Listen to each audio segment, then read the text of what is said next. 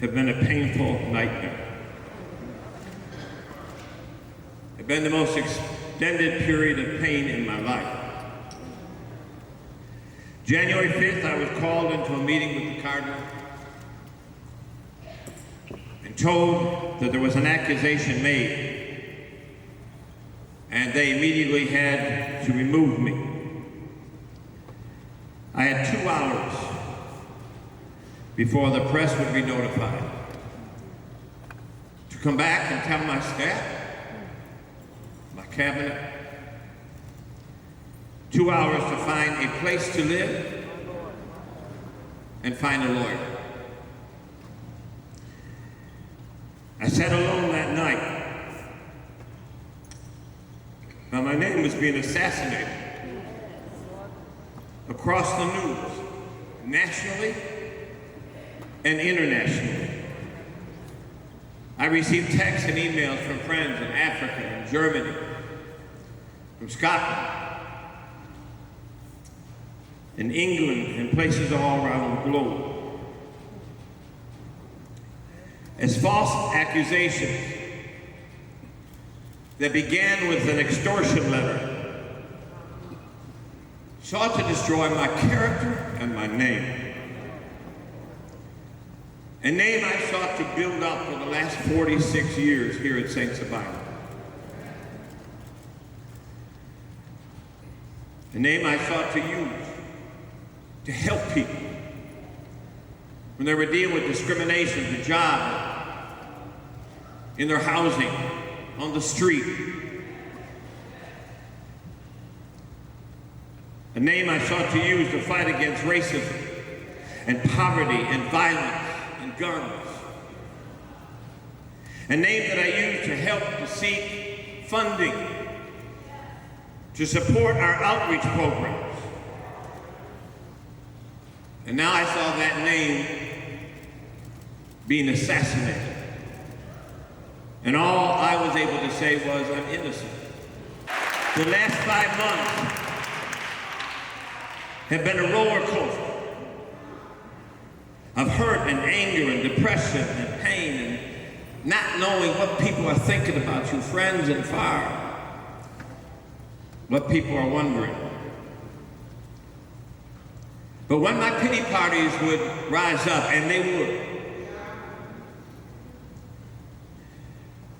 I would be reminded of mothers and fathers who were burying their children, who were gunned down in our streets. I was reminded of lives that were lost during COVID and some seniors that died alone and couldn't even be with their family. I was reminded of young folk, young brothers who are demonized and thrown away like trash in our country. And mothers and fathers who were wondering how they were going to feed their children that night. I was reminded of the hundreds of brothers and sisters sitting in county jail and in prisons across this country who were also falsely accused. And they didn't have a church family or lawyers who were rising up and standing with them. I've been reminded that Good Friday is real. I've been reminded, like our sign says in the back of this church, discipleship costs. Are you willing? I stand here this morning back with my church family and friends, and I'm grateful.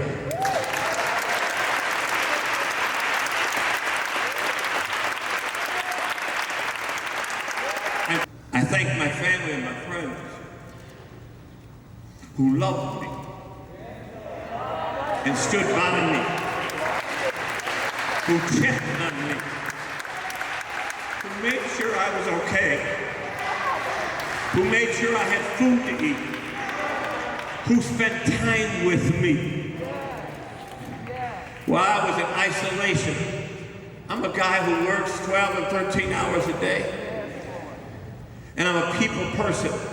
And to suddenly have all that taken from you and to be put in an apartment in isolation, robbed from anybody, and I couldn't even go out in the street because when I go out, somebody would recognize me and say, "Oh, Father Pfleger, are you all right? Is it true? What happened?" And I couldn't take that. I want to thank those who sent cards and emails and texts and called and prayed for me, and you believed in me. I will continue to pray for my accusers. And I even pray for those who took joy in my accusations, who took joy in the pain they brought me. And I pray for those, some who are probably listening today, who wished for my demise. But as Muhammad Ali said, when he laid on the boxing ring floor, the ground is no place for a champion to be.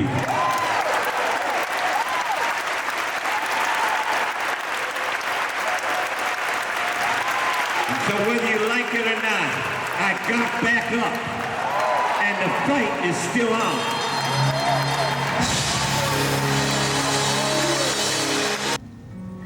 You know, when you're in a restaurant and you know that there's more food to come or there's dessert on the way,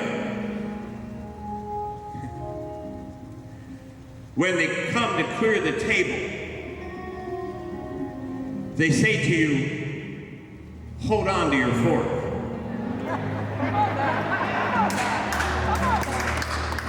They say that because more is coming to eat.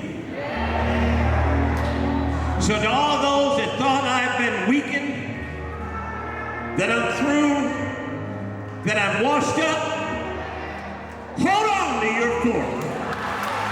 There's more to come. This dinner ain't over.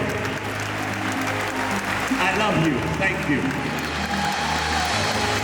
24 children under 18 have been shot in the last 2 weeks.